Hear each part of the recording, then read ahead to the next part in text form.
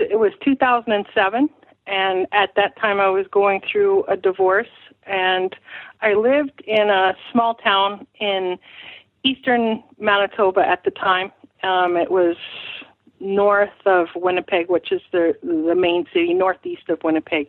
And I would just want to kind of describe the area a little bit. It's on the Canadian Shield. It's forested, boreal forest, granite outcrops, lots of lakes. In fact, this area runs, those that are familiar with the Snellgrove Lake encounter, this area is very much that kind of terrain, and there's lots of protected parkland between Snellgrove Lake and the town I lived in, even though it straddles Manitoba and Ontario. They're in fairly reasonable proximity to each other. I don't want to give the impression that I lived in a fly-in community, because I didn't. I lived in a town that was very much accessed by highway, had people. It was, a little town, but had, a few little subdivisions in it, and right along the forest. I mean, it was the thing next to us was the wilderness. There wasn't a lot of urban areas out there. So that's where I lived. And because I was in the midst of going through a divorce, I was getting up very early every morning, and I would go for a walk for at least an hour just to try to get my game face on for the day. I was depressed, I guess, sad, grieving out the whole, leaving a marriage of more than 20 years and what it's all going to mean. And so for at least 6 months, I had been doing this morning walk, trying to just get my head together to walk through my day, whatever I needed to do. So it's the month of May. I think it was about mid-May. It was sometime after the 14th. I'm not sure the exact date because I didn't note the date. But it was May, Manitoba, spring is in the air, and I'm out walking, and it's probably just after 5 in the morning that I left. I leave the town and walk down towards the lake, and I need to explain, too, that this town had one road that went into it, and that was it. You couldn't access it from any other direction unless you were coming by boat. And the road that led into the town was a secondary highway that left the main highway, which was 13 kilometers away. So there's no villages, no housing, no other structures from the main highway to this little town. It's just wilderness and crown land. And a great deal of that eastern northern Manitoba area is crown land. It is not, can't build on it. It's owned by the government, and it's a beautiful, pristine wilderness, a great deal of it. I also needed to say, too, that my background is as a vet technician, and I worked for the government vet in my early days.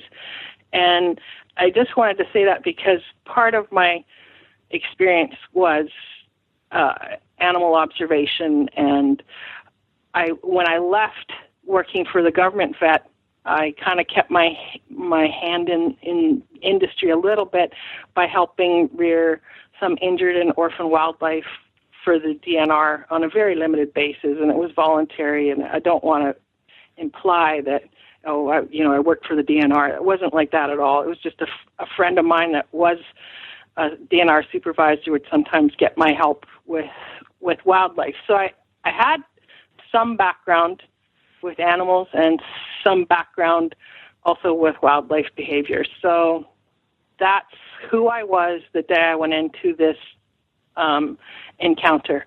And I'd left the house very early, walked down to the lake, and the first thing that I thought was odd about that day was I was heading on a path that ran along the waterfront, and I found on the path 2 garter snakes that had been tied in a knot.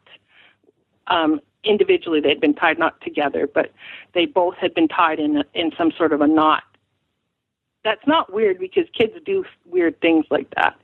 But what was weird about it was it's sometime after 5 in the morning, probably about 20 after 5 at this point, and the sun is just starting to, come up, and there's that soft light, but you could clearly see everything. And I'm looking at these snakes thinking, like, well, if the kids did this last night, why are they still here? Because where I was standing was an area I walked regularly, and I knew there was a fox den a few feet away from me. I knew the otters would come up the bank right at that spot.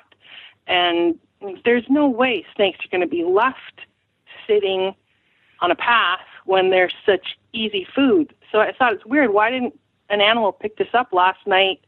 It just seemed out of place. And one of the snakes was actually still alive. So I knew this had been done really recently. Like, it's not like the kids did it yesterday afternoon and they're still here. This snake was still quite alive. One wasn't. But I just kind of took my foot and moved one off the path, and I picked the snake up that was alive and put him in the grass. And I didn't even bother to untie him because I thought, well, he's not going to live too much longer, but some critter will find him. So that was the first little thing that just went through my head, is like, well, this is a bit odd.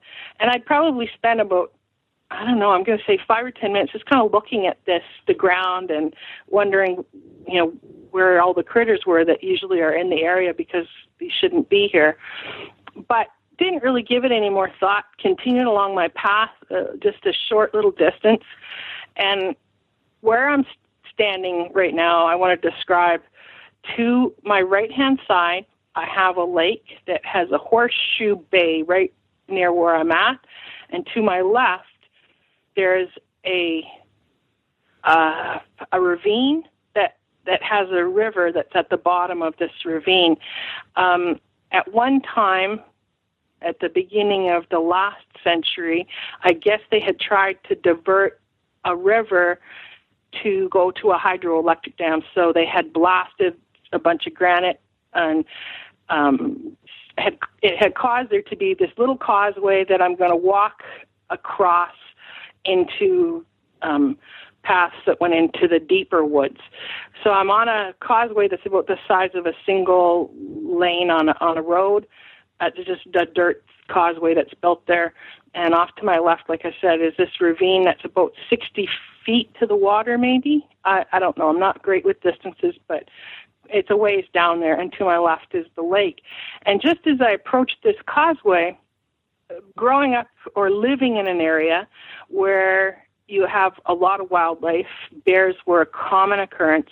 And because it's early spring, I'm checking for sows with cubs, because you just don't want to get between one of those. I wasn't afraid of the bears. You just kind of know how to handle yourself in the wilderness. You're cautious, but you're not fearful of them. So I'm just scanning for bears ahead of me, and I didn't walk quietly. I always made a point of, when I'm walking, to whistle or sing, or I'm not a stealthy walker and had no intention of it, because I did at that time live in bear country. But at any rate, I'm approaching the causeway to cross over, and I'm about halfway there, and I look up, and I'm seeing a bear standing at the top of this horseshoe bay on the lake, and I think, it's closer than 200 feet. I'm thinking closer, more like 100 feet away, maybe a little bit more, somewhere in there.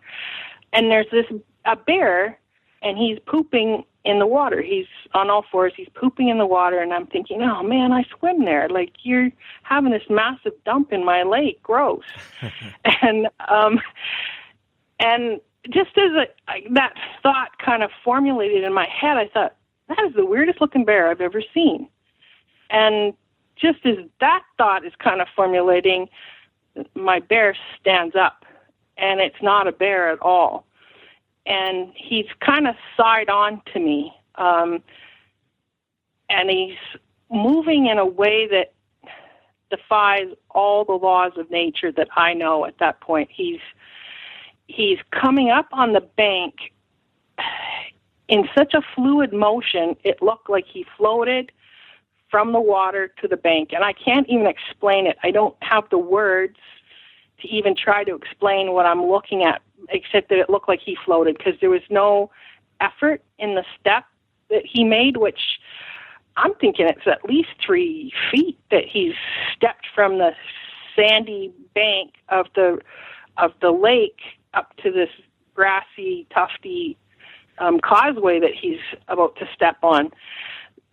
So I was like absolutely dumbfounded, and he's side on to me at this point, and he turns his whole upper body, not his neck, his whole upper body pivots, and he looks at me and makes the most fearful, grimacing face at me twice, like showing me his teeth, grinning in a kind of a creepy way, and made this massive, rumbling, gruff noise. Like, I don't know, it was a growl, a gruff.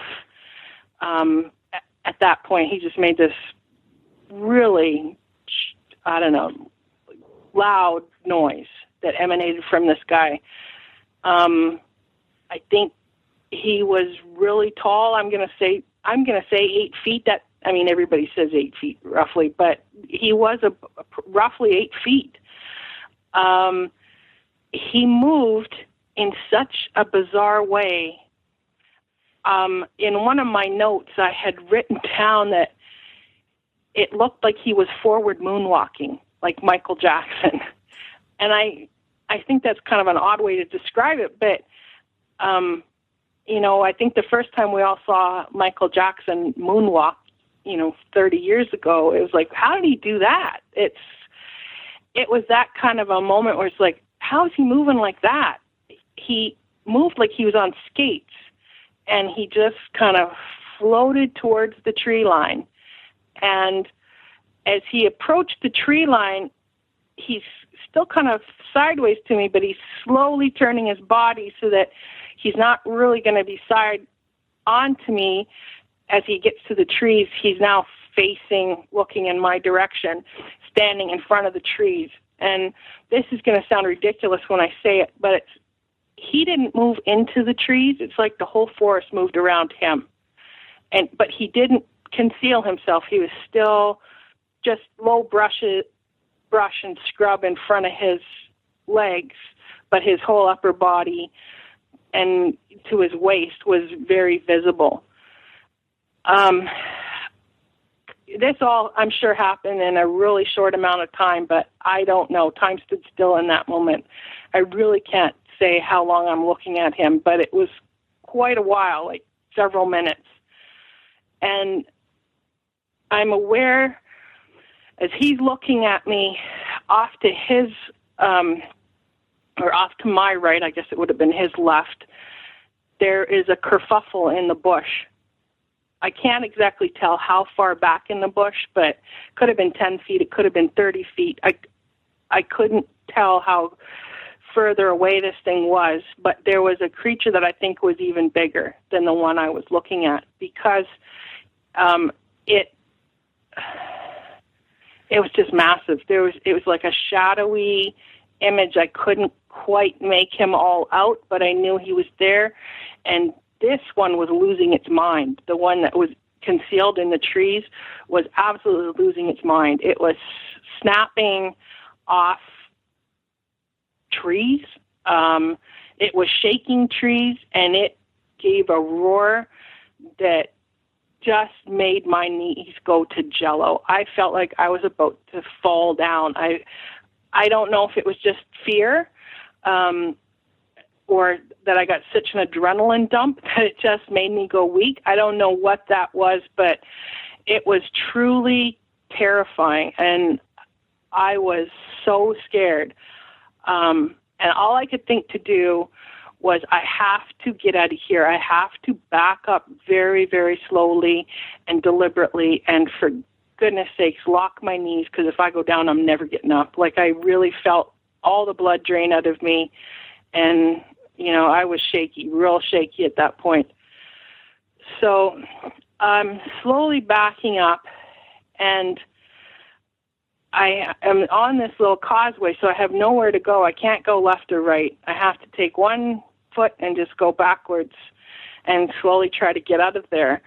But on either side of the pathway, prior to entering the causeway, there are these huge piles of granite boulders and rocks that have been stacked from the century when they did the blasting. So they're at the top of them, some of them have little scrubby pine trees that have managed to grasp into these rocks. Some of them have a little bit of grass. But for the most part, I'm looking at Canadian Shield granite and, a little bit of dirt or whatever, but it's mostly granite rock piles. And I'm just thinking, okay, I got to get to where the rocks are. And I'm just backing up, and I hear what sounds to me like smaller rocks falling on the back of the rock pile that was to my left. And I thought, oh no, there's one there, and somehow he snuck up behind me. So he had to have been across the causeway long before I ever was there to look at those garter snakes. And I had no clue it was there. So that was, once I knew that I had to go past these rock piles, and there was probably one just on the other side of that had caused the rocks to fall, just made me feel absolutely sick. But there was nothing for it. I couldn't go forward, could not go to the left or the right, and I had to just take my chances and keep to try to move backwards. So I got probably parallel with the rock pile, not certain at this point if there was a creature on the rock pile, but kind of feeling suspicious that there might be because I'd heard this tumbling of rocks. And sure enough, I think the creature was crawling up the rock pile on its belly. The only thing I saw was auburn brown hair on an arm that kind of was hugging this rock pile midway up. And the creature was definitely flat against the rocks. I never saw its face or head. I just saw one shoulder, a bit of one shoulder, and a massive arm. But it's close to me. Its hand was, I'd say, 6 to 8 feet above my eye level, or 6 to 8 feet off the ground. So it's like at my eye level. And it was just massive. It was so massive. And it's like about 10 feet from me. So I've had the feeling this arm could have just reached over and grabbed the top of my head without any trouble at all. And I'm just trying not to panic and run. And I'm wondering now, is there another one back behind me where I can't see? Because between these two rock piles, I had to back up a little bit of a rise on the pathway, and I couldn't tell what was on the other side of that rise. And I thought, this is it. This is where it all ends, right here. And I just remember standing, looking at the arm. Every time I'd hear a rock fall, I would just freeze. I wasn't sure where the sound was coming from. I thought it was the rock pile, but oh goodness, what if there's another one a few feet back? I don't know what's going to happen, but it's not going to be good. So I had several minutes to look at this arm that was so close to me. So I got a very clear look at that. So to make a long story short, I'll go into the description of what I saw a little bit in more detail, but I was able to back out. There wasn't another one that I'm aware of on the pathway, and I got, I think, maybe about 600 or 800 feet away from the path that I had entered, and I was basically on my hands and my knees throwing up. And again, I don't know if that's adrenaline. I don't know if the roaring that had happened had infrasound in it. I have no clue. Or is it just sheer terror and fear? I don't know, but I was a mess. I got home and lived another day. But, back to what I saw, I was able to grab some notes that I had made, and they're not at all in any kind of cohesive order, so I'll try to explain what I saw. The one that I was looking at that I mistook as a bear was the same black bear kind of a color, except I noticed it seemed to have a little bit of red tinges here and there on its coat, but it was black, except it had a little red in it. I don't know how to explain that, but that's how it appeared to me. Its overall body was huge. It seemed, if its height was 8 feet, its shoulder width was 4 feet. It seemed twice as tall as it was wide, but that's huge. Like, to be that wide, it was huge wide.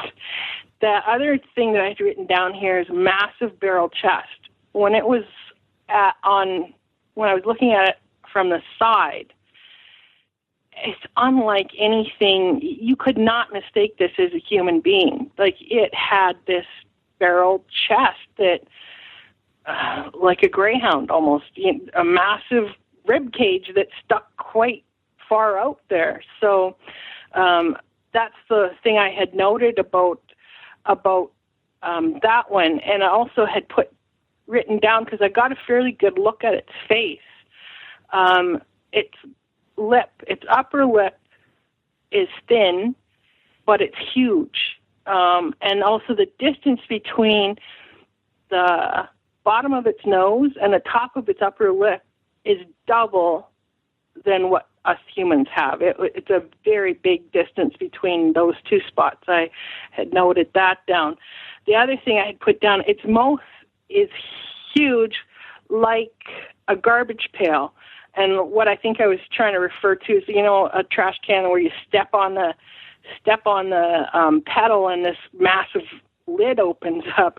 That's how the mouth appeared to me. And the other thing I wrote down was that the bottom jaw, it's like a Roman helmet. And I don't know exactly what I mean, except when you see some of those old Roman helmets, there's this massive big leather piece or whatever that kind of protects their jawline. But its whole jaw looked like that. It was just this huge, this is big gaping jaw that was incredible. I think that's all that I really had written about that one in particular, except that it definitely was hair covered.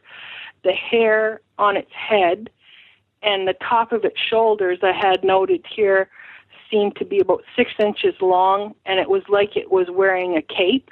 And the hair on the arms was also seemed to be long like that. But over the rest of the body, I said 2 to 3 inches overall. But then the one that I saw its hand, because I was so close, the hand, the thing I seemed to really focus on was the knuckles. The knuckles were bulbous. They looked almost swollen. They looked almost deformed, like somebody who has severe arthritis. So that could possibly be what I was looking at. I don't know, because I'm looking at one hand on one specimen. I have no clue if this one is an anomaly or if it's a representative of the species. But I'm looking at a hand that I noted here was so big that it had a big palm, a big hand, longer than any human's. I think it's perhaps more than 12 inches. The hand was massively long and very wide, I said as well. I also had an interesting note that I said the right hand has a break, a proximal phalanx break of the index finger. So why I put that down is that its index finger stuck out at a very weird angle. And it's not normal. Like if it was in a person, somebody had broken the joint between their knuckle and their first, the bend in their first finger. So I thought that was an interesting notation. I had forgotten about that. The other thing that I had said about the hand, I wonder if they get vitiligo. And vitiligo is a pigment disorder where all the pigment color leaves an area. And I should say on the black one that I had seen standing up, it appeared that its skin was dark gray on the face, and where I could see it on its hands, it appeared dark gray. The auburn one that I'm looking at, it also appeared to have dark gray skin that I could see underneath the hair. But what I'd written down that it seemed to have vitiligo, I said there's a white patch on the hand at the base of the index finger. But this also could be scarring from an injury. So I don't know if they get vitiligo, but that's what it looked like to me because it was so close. One of the things about the hair on this arm that was hanging out across these boulders was that, again, the hair seemed to be at least 6 inches that was hanging very unkempt and scraggly looking. But the interesting thing is that on its hand, I don't know, I guess if I didn't really think about Bigfoot back in those days, but I would have made the assumption that the hair would have gone all the way down the back of the hand, but it didn't. It stopped almost like it was a cuff, like the hair came down its arm and it trimmed the back of its hand, but I know it didn't. It had hair that hung a little bit, but there was relatively little hair growing on the hand. So I thought that was an interesting thing that I noted. And I had one other note about the big one that I had seen that had stood up. Eye sockets were huge, and it had a very wide bridge on its nose, far more than a human would have, and its nose was fairly flat, but it had downturned nostrils, not upturned nostrils. That was my other note about what I saw, and I think that's all that I had for the notations on the description anyway that I had seen.